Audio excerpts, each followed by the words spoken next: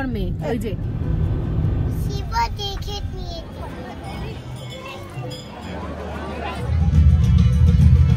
নমস্কার বন্ধুরা, মিষ্টি গৃহকোণের একটি ব্লগে আপনাদের স্বাগত জানাই। আশা করি আপনারা সবাই ভালো আছেন, সুস্থ আছেন। আপনাদের আশীর্বাদে আমরাও ভালো আছি, সুস্থ আছি। আজকে আমরা সবাই রেডি হয়ে গেছি। আজকে রবিবার। আজকে আমরা যাচ্ছি একটা জায়গায়। দেখতে পাচ্ছেন 2 ঘন্টা 32 মিনিট সময় দেখাচ্ছে। কোথায় যাচ্ছি বলুন তো? হ্যাঁ, ঠিক ধরেছেন। এই যে দেখতে পাচ্ছেন আদিযোগী স্ট্যাচুটা, এইখানেই আমরা আজকে যাচ্ছি, যেটা ব্যাঙ্গালোরে লোকেটেড। আমরা সবাই বেরিয়ে পড়েছি। এখন আমরা সবাই আদিযোগীর পথে। তো এখনো টাইম দেখাচ্ছে 2 ঘন্টা 17 মিনিট। যেতে লাগবে এখন 80 কিলোমিটার। টাইম হচ্ছে টেন্টেটিভ 4:54। তো আমি, বাপি, মা, ভাই, প্রলয় ড্রাইভ করছে, মধ্যেখানে গিনি আছে, এই যে গতু। সবাই মানে গতু মানে তো জানো তোমরা, এতদিনে জেনেই গেছো, গতু হচ্ছে আমার মেজো পিসি। তো এখন দেখা যাক, বাইরের ওয়েদারও খুব সুন্দর। কতক্ষণে পৌঁছাই এখন সেটাই চিন্তা, যেন বৃষ্টি না হয়। বিকজ আজকে আমাদের ওখানে লাইট শোটা দেখার ভীষণ ইচ্ছা। আমার এটা 3rd টাইম আদিযোগী যাওয়া, আর আমার বাপি মায়েরা প্রথম যাচ্ছে। তো আই হোপ সো সবকিছু ভালোভাবে হয়ে যাক। সঙ্গে থাকো আরো অনেক ভিডিওর জন্য।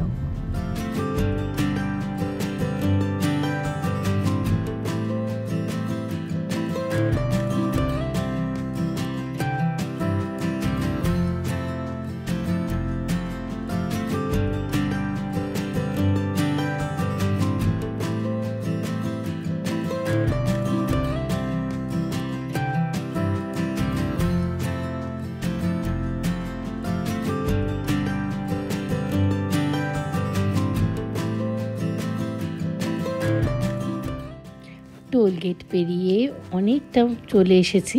এখন মনটাও ছটপট করছে, তার সাথে প্রচণ্ড পিপাসাও লেগেছে। তাই জন্য সামনে একটা দোকান থেকে একটু কোল্ড ড্রিঙ্কস কিনে নেওয়া হলো। সবাই মিলে একটু কোল্ড ড্রিঙ্কস খাবো, এবং মেয়েটাকে লুকিয়ে খেতে হবে, কারণ মেয়ের শরীর ভালো নেই। তারপরে আবার পথ চলা শুরু। কি অপূর্ব চারিদিকে দৃশ্য, চোখ ফেরানো যাচ্ছে না। অনেকটা কাছাকাছি এখন এসেছি বলতে পারবো না, কারণ এখনো বেশ খানিকটা পথ বাকি।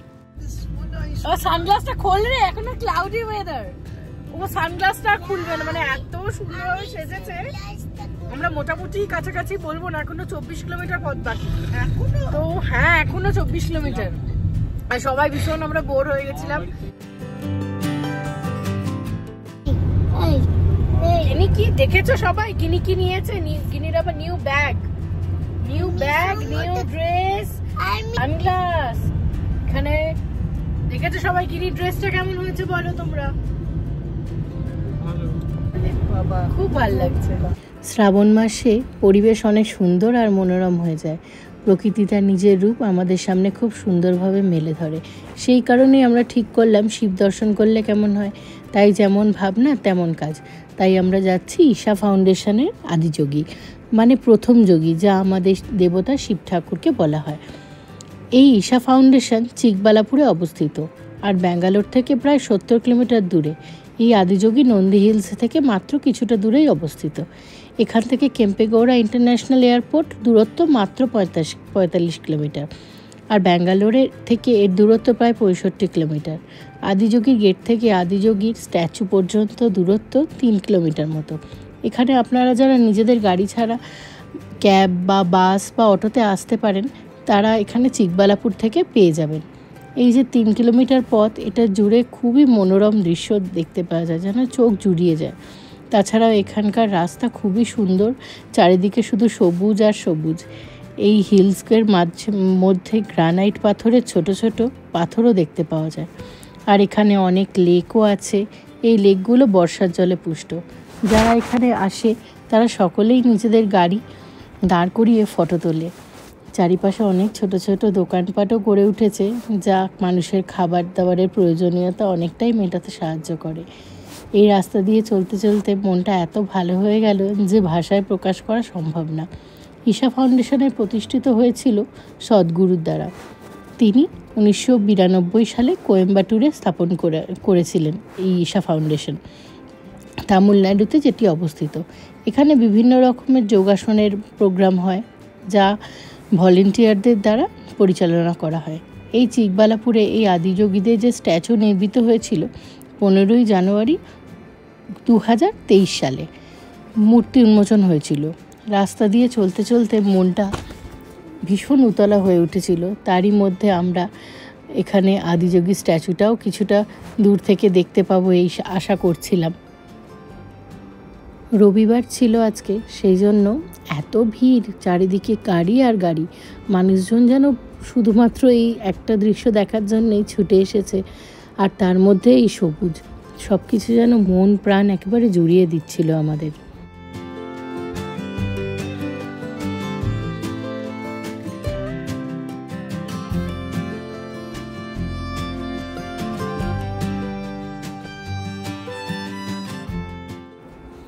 অনেকক্ষণ চলতে চলতে এই যে আদিযোগীর মূর্তিটা দেখতে পাচ্ছিলাম, এটা 112 ফিট উঁচু, যা আমাদের নির্দেশ করে 112টা রাস্তা বা মূর্তির দিকে। তামিলনাড়ুর কোয়েম্বাটুরে যে আদিযোগী স্ট্যাচুটা রয়েছে সেটা কিন্তু একদম হুবহু এক, মানে ওটি আগে প্রতিষ্ঠিত হয়েছিল। 112 ফিট উচ্চতা সম্পন্ন কোয়েম্বাটুরে আদিযোগী যে স্ট্যাচু তৈরি হয় সময় লেগেছিল 8 মাস, কিন্তু আমাদের এই চিকবালাপুরের স্ট্যাচুটি তৈরি হতে সময় লেগেছে মাত্র 5 মাস। আমার গাড়ির এই স্ট্যাচুটা, মানে স্ট্যাচু আর সত্যি সত্যি আদিযোগী একসাথে দেখতে পাচ্ছি, এটাতে যেন মনটা আরও খুশি হয়ে যাচ্ছে। তো এখন আমরা পার্কিংয়ের দিকে যাচ্ছি। এখানে পার্কিংয়েরও বন্দোবস্ত রয়েছে। ওই যে বড় ত্রিশূলটি দেখতে পাচ্ছেন ওখানেই। এই যে এখানে এখন গেটের সিস্টেম হয়েছে, আগে কিন্তু আমরা গেট পাইনি। এখন 4 হুইলারের জন্য এরা চার্জ করে 50 টাকা, আর 12 হুইলারের জন্য চার্জ করে 20 টাকা। 3-4 জায়গায় এখানে পার্কিংয়ের বন্দোবস্ত আছে, যে যেখানে পারবে সেখানে পার্কিং করতে পারে। আর এখানে ফাস্ট্যাগ থেকে টাকা কেটে নেয়। আমরা এখানে মন্দিরের সামনে নেমে পড়েছি। এখানে মেজো পিসিও গিনিকে নামাচ্ছে, মাও নামছে, কারণ প্রলয় যাবে গাড়িটা পার্ক করতে।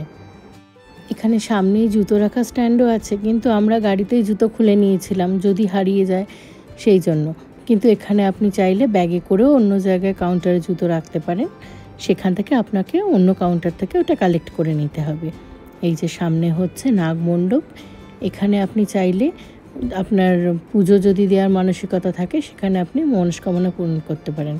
আর এটা হচ্ছে শিবেরই একটা মন্দির। এখানে দেখুন কি সুন্দর একটা চাকা ছিল, যেটা পাথরের তৈরি, যেটা নাকি ঘোরালে মনস্কামনা পূর্ণ হয়। তো আমরা সবাই সেই জন্য লেগে পড়েছিলাম, গিনিও বাদ পড়েনি, সবাই মিলে এই চাকাটা ঘোরাচ্ছিলাম।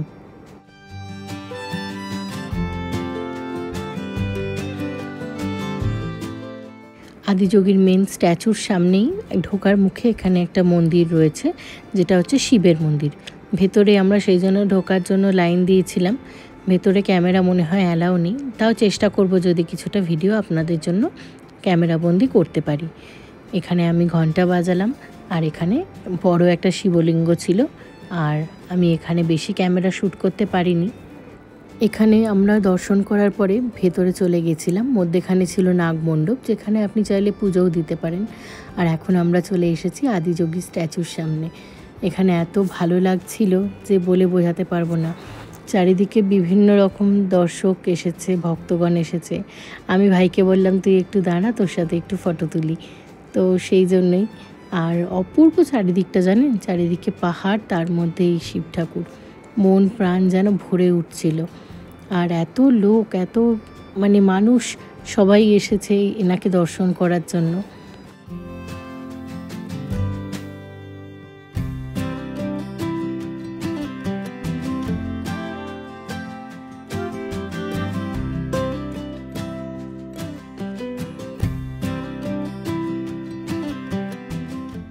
এখানে আমরাও লাইন দিয়ে দিয়েছি, প্রচুর লাইন পড়েছিল যোগেশ্বর লিঙ্গ দর্শন করার জন্য। সেখানে পুজো দেওয়ারও বন্দোবস্ত আছে। লাইনে আমরা সেজন্য সবাই দাঁড়িয়েছি, মেজো পিসি আসতে পারেনি।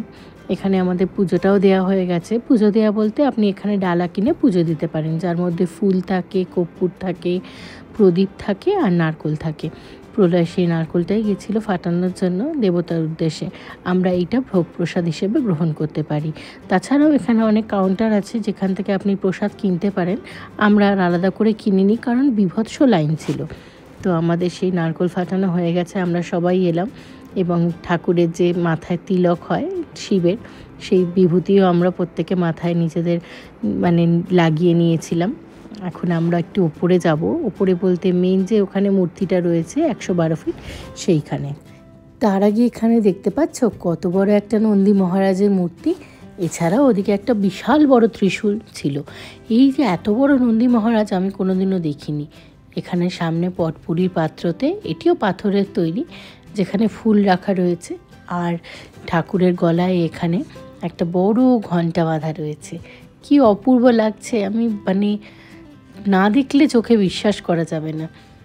দেখো আমি তোমাদের জন্য এই ফটোটা তুলেছি, তাই ভাবলাম তোমাদের শেয়ার করি নন্দী আর আমাদের শিব একসাথে।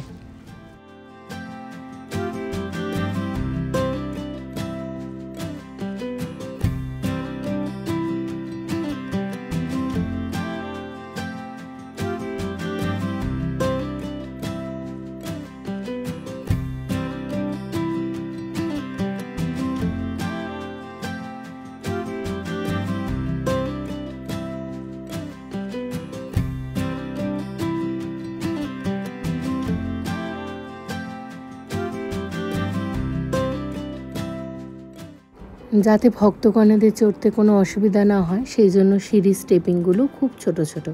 আর এই যে এখানে গ্রিলটা রয়েছে সেগুলো ত্রিশূলের আকারে করা রয়েছে। কি অদ্ভুত সুন্দর দেখুন, যেন সত্যি মহাদেবকে চোখের সামনে দেখতে পাচ্ছি। গলায় আবার রুদ্রাক্ষর মালা, মাথায় চাঁদ। শিব ঠাকুর মানে আমার মুখে ভাষায় প্রকাশ আমি করতে পারবো না এই জায়গাটা কতটা সুন্দর। প্রত্যেকটা মানুষ এই শুধুমাত্র এইটা দর্শন করার জন্য কত দূর দূর থেকে ছুটে এসেছে। বিভিন্ন মানুষ এখানে ঠাকুরের পায়ের তলায় দাঁড়িয়ে রয়েছেন। পাই বলবো, কারণ ঈশ্বর যখন আমাদের সামনে বিরাজমান তখন সেটা তার আশীর্বাদ না থাকলে কোনো কিছুই সম্ভব হয় না।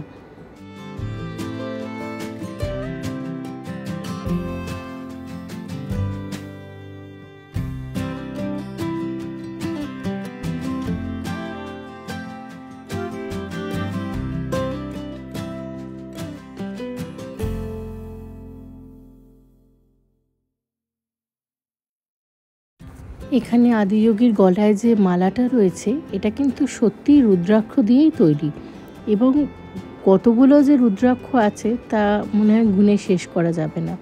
ঠাকুরের দর্শন করছি, এই সময় বৃষ্টিও শুরু হয়ে গেল। আমি আপনাদেরকে সত্যি ভাষায় প্রকাশ করতে পারবো না কতটা অপূর্ব লাগছিল।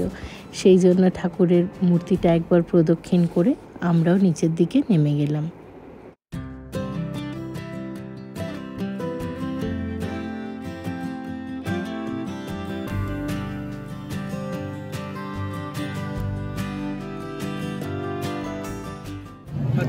আমরা এখন এখানে এসেছি, পুজো দিয়েছি, ভেতরে ক্যামেরা অ্যালাউ ছিল না, সেই জন্য ক্যামেরা আমরা অ্যালাউ করতে পারিনি। তো এখন আমরা বাইরে বসে আছি এখানে আদিযোগীর সামনে। এখন এখানে লাইট শো হবে। তো এখন মোটামুটি টাইম হচ্ছে 6:45 মতো, সন্ধ্যে 7টা থেকে এদের লাইট শোটা শুরু হয়। তো ইচ্ছা আছে লাইট শোটা দেখবো। এটা আমার 3 নম্বর বার, কোনোবার লাইট শোটা দেখে ওঠা হয়নি, তো ভাবলাম লাইট শোটা দেখি। বাপি মায়ের এখানে এত ভিড় আপনারা দেখতে পাচ্ছেন, তো ওই জন্য ওরা আলাদা হয়ে গেছি আমরা। আমি জানি না আমার কথাগুলো স্পষ্ট শোনা যাচ্ছে কিনা। এই যে গিনিও বসে আছে ওর বাবার সাথে। গিনি কেমন লাগছে আদিযোগী? খুব ভালো লাগছে, ও ভীষণ ভালোবাসে। আবার লাইট আসবে, ও বাবা আবার লাইট আসবে, এটাকে আপনাদেরকেও বলে দিয়েছে। সঙ্গে থাকুন, নতুন ভাবে লাইটটা যখন স্টার্ট হবে আমি আপনাদের সাথে শেয়ার করছি।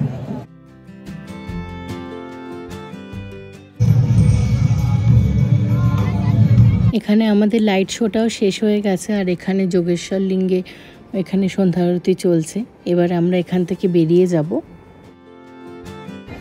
আমরা এতক্ষণ লাইট শো দেখলাম, তোমাদেরও দেখালাম, ভীষণ ভালো লেগেছে।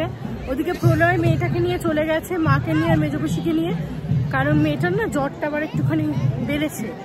তো সেই জন্য আমরা এখন গাড়ির দিকে যাচ্ছি, ওর বাবা গাড়িটা নিয়ে আসবে। তো চলো বেরোনো যাক। এখন আমরাও বেরিয়ে পড়েছি বাড়ির উদ্দেশ্যে। আর আজকের ভিডিওটাও এখানে শেষ করছি। ভালো লাগলে একটা লাইক করবেন, শেয়ার করবেন, সাবস্ক্রাইব করবেন, আর সঙ্গে বেল নোটিফিকেশানটা অন করে দেবেন আরও নতুন নতুন এরম ভিডিও পাওয়ার জন্য। সবাই ভালো থাকবেন, টাটা।